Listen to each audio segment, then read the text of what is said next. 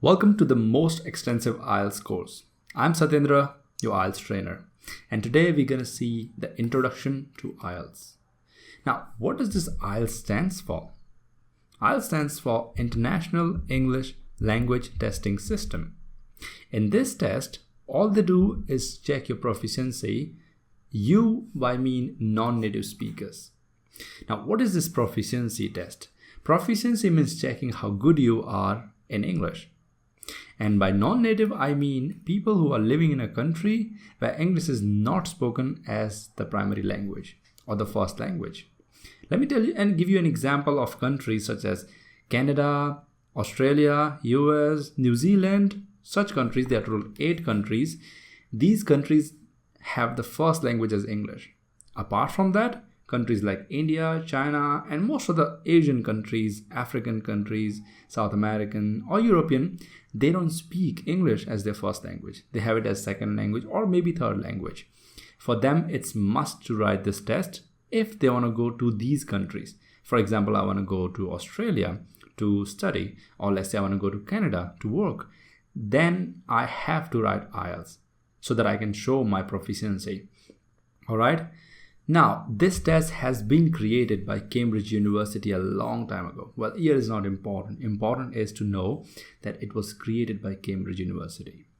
What does it mean by that? And why do we need this information? See, Cambridge is in UK, and hence 80% of the English used in IELTS has British accent.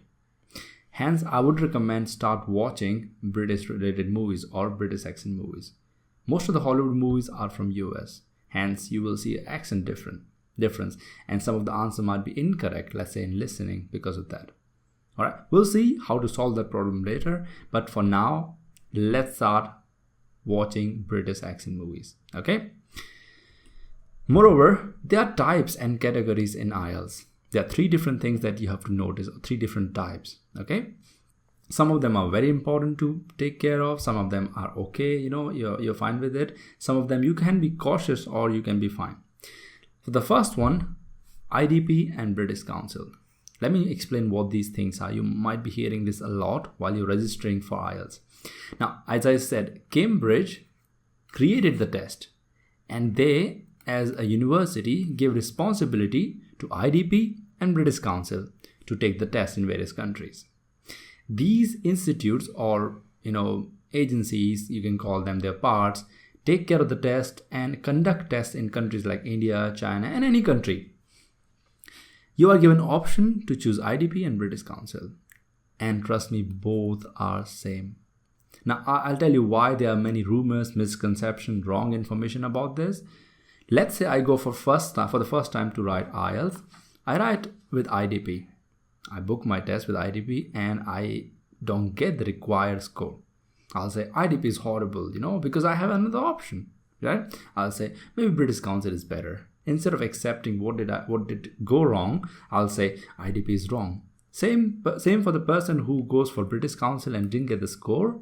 They'll curse their British Council rather than their own problems, right? If I get in the first score, British Council score, that person will never say there's problem with British Council or IDP. So trust me, both are same.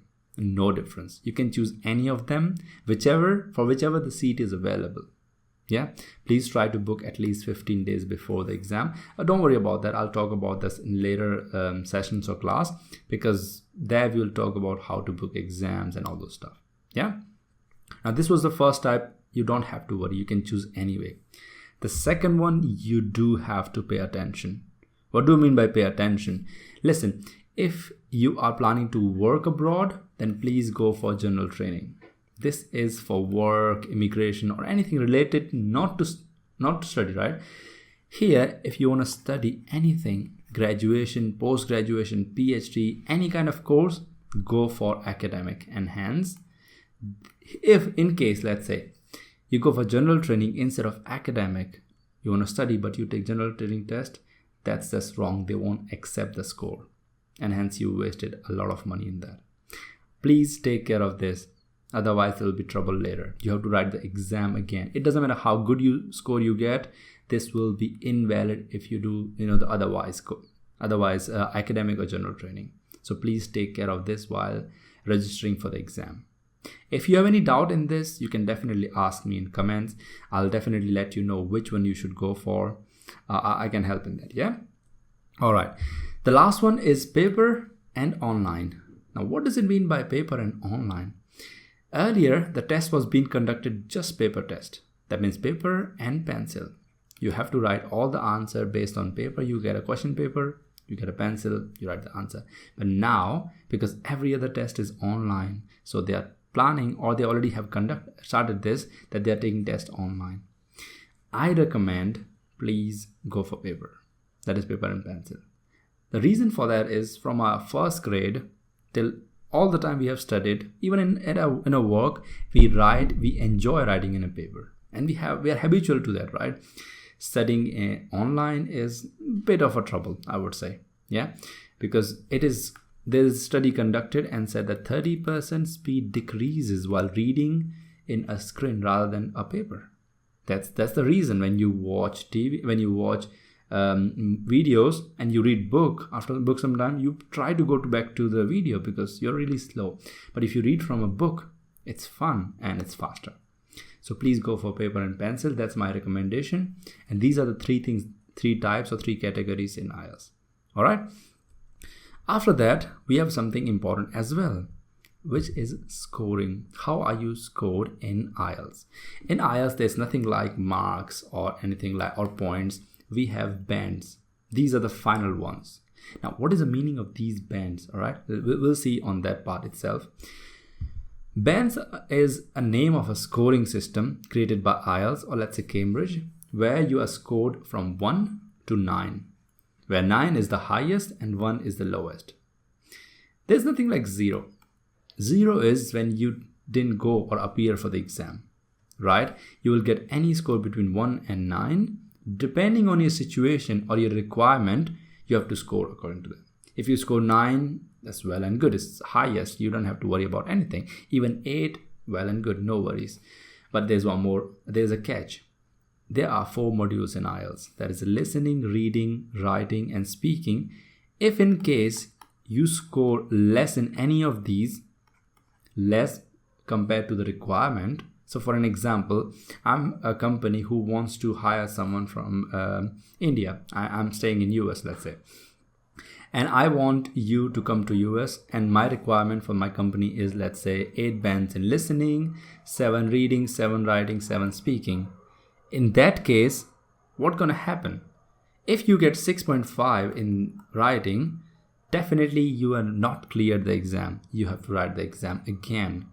So module-wise score and overall score is required. So they might say something like 8 overall and not less than 7 in each.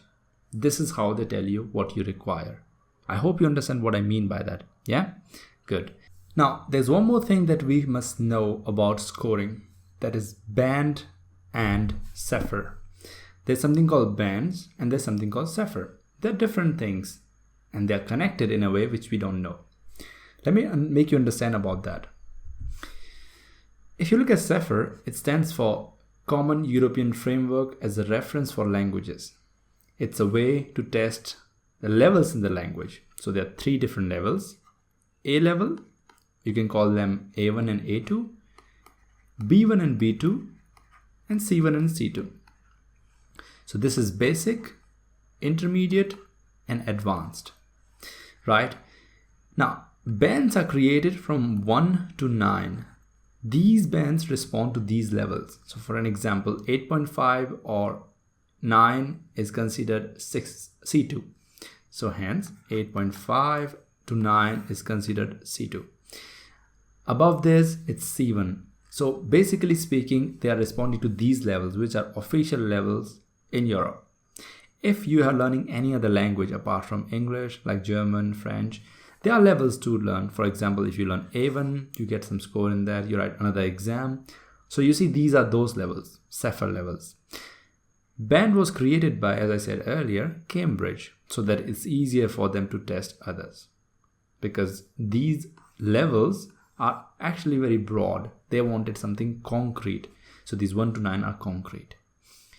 Moving ahead, if you look at here, we have listening and reading. We'll talk only about them for now. Moving ahead, we'll talk about other things, which are 4 modules. In these, we have 40 questions.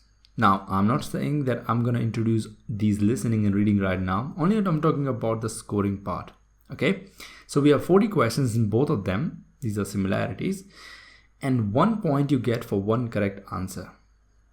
So you get, let's say, you get 40 out of 40, right? So this will be 9 bands. If you get 39 out of 40, you get 8.5 bands in reading. However, in listening, if you get 39 of 40 out of 40, you get still 9 bands. So there are some differences, but what I mean is 1 correct answer, 1 point, and hence 40 points you get. Out of 40, whatever you get, based on that, you get your band score. I hope you understand that. What I mean by this is listening and reading are like common in this, but writing and speaking have completely different criteria. So writing and speaking have something called 4 criteria.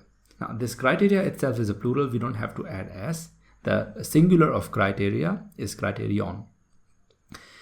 There are 4 criteria for writing and speaking, and based on these criteria, they test you and provide you bands. Now, I'll give you an example of each, one criterion of each.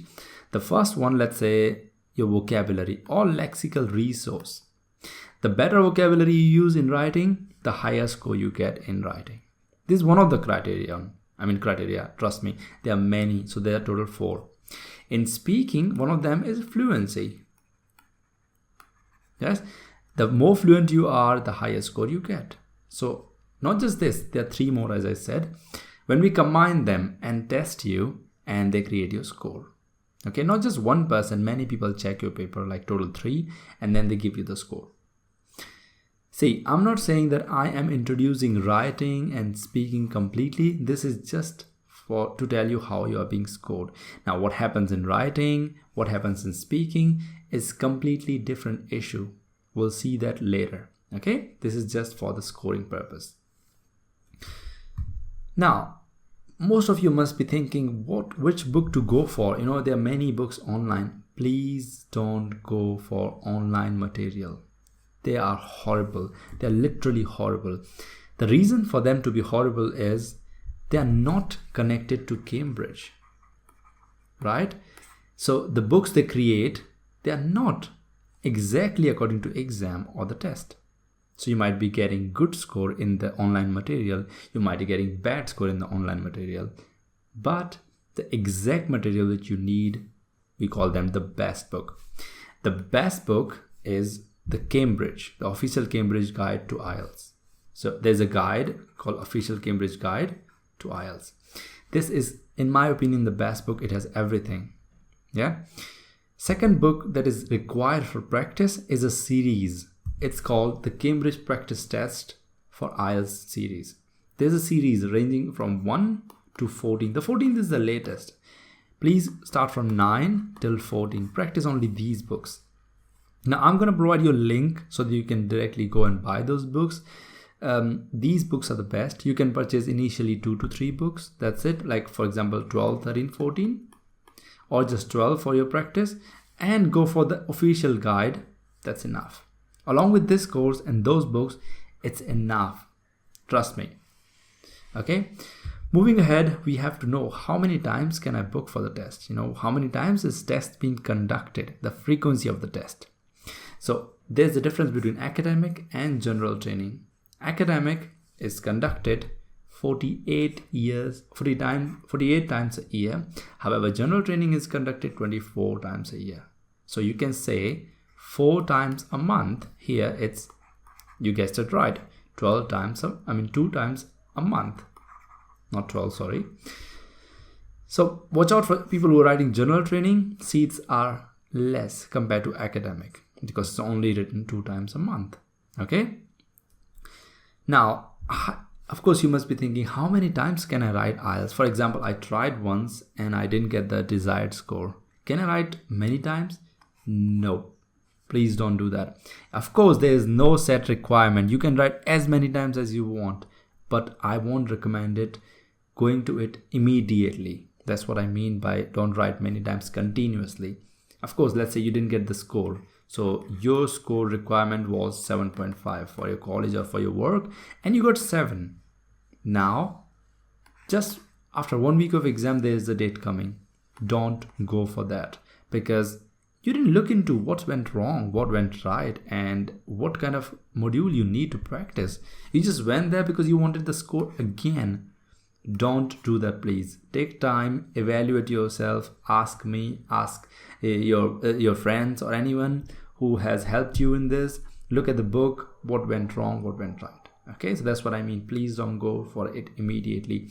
It's the wastage of 13 to 14K in that whole process. And of course, you lose confidence, right? Good. I hope you understand that part. It's important. Now let's talk about the modules, the building block of the whole exam, right? Or the whole test.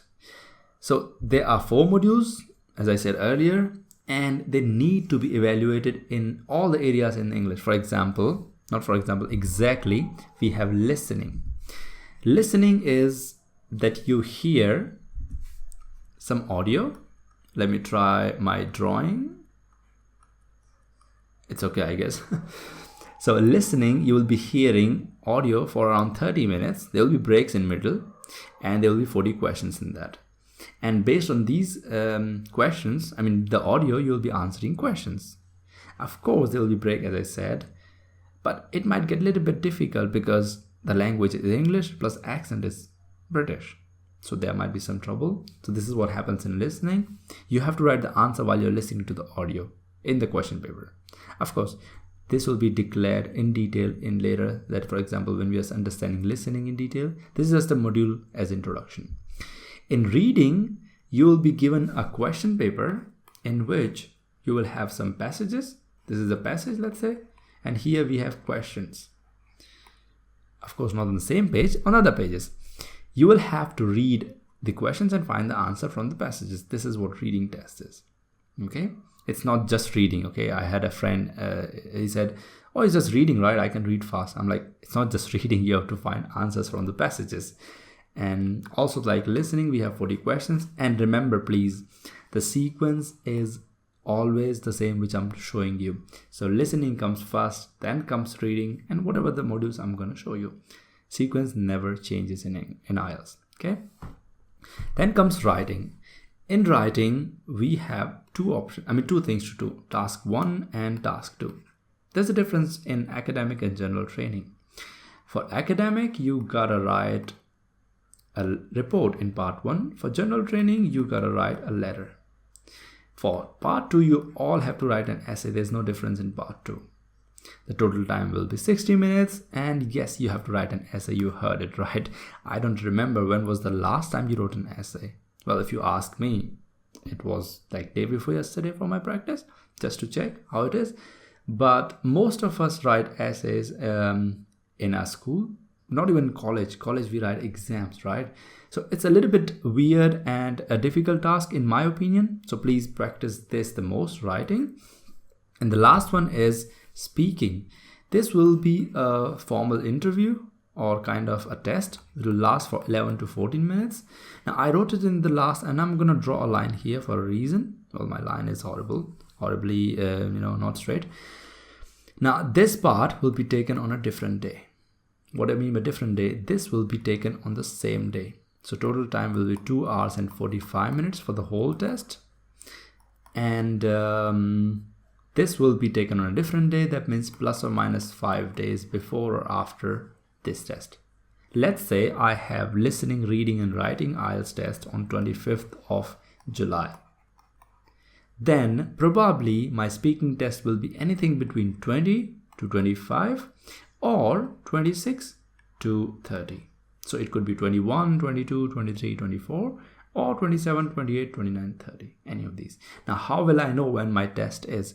You will get a message on your phone, the registered phone on the website. Of course, a mail as well. And if you have any doubt, you can call the British Council or IDP, wherever you booked your test. So this is what you can understand from speaking on a different day.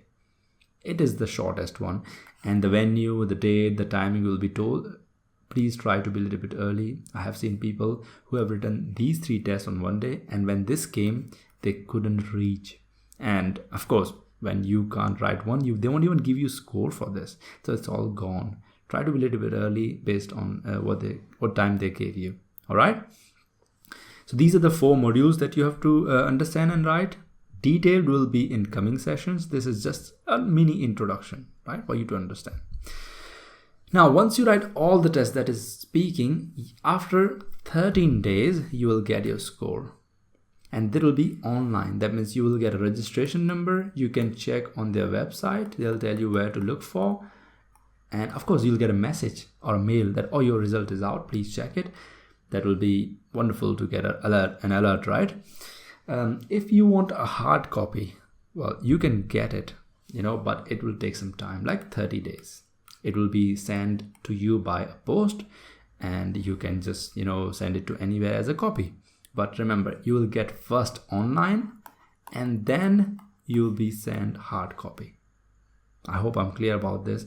Any doubt about the structure or the IELTS or result, please write in the comments, or you can ask me through the mail ID which I provided in my details. Yeah, you can message there. And last but not the least, the passport.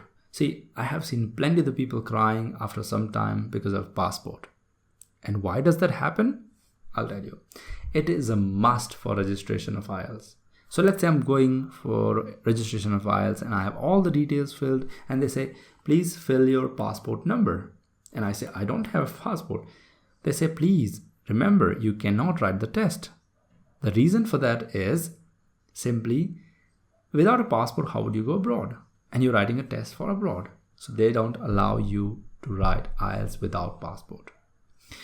Now, why did I say many people have messed up? So let's say my test is in the next month of 25th. I tried booking on 5th of the same month, and I recognize I have no passport. Yeah, what's gonna happen? I'll go to the agency, or I'll go to the where we can get passport service, and they'll say it's gonna take some time to get passport. Now you have 2 options: either give up or pay more to get the passport, like you might get in 4 days. And by that time, you might miss your seat in IELTS exam.